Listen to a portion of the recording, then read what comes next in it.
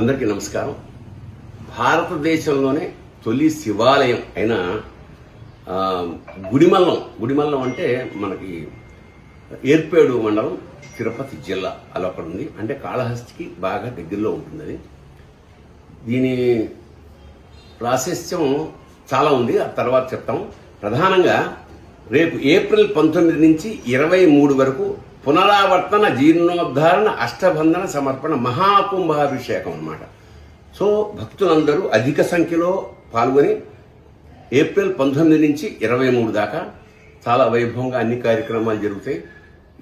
ఈ విశేషం ఏంటంటే ఈ శిల్పం, ఈ రాయి ఏదైతే ఉందో అది భారతదేశంలో ఎక్కడా లభించని రాయి.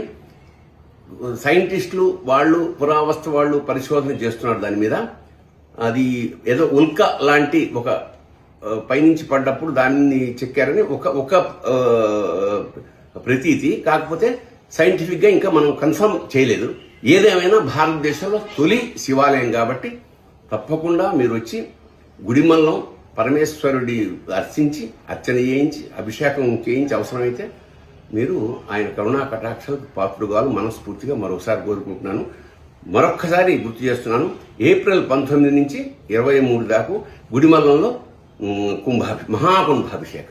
శుభం భూయాత్. శివోహం.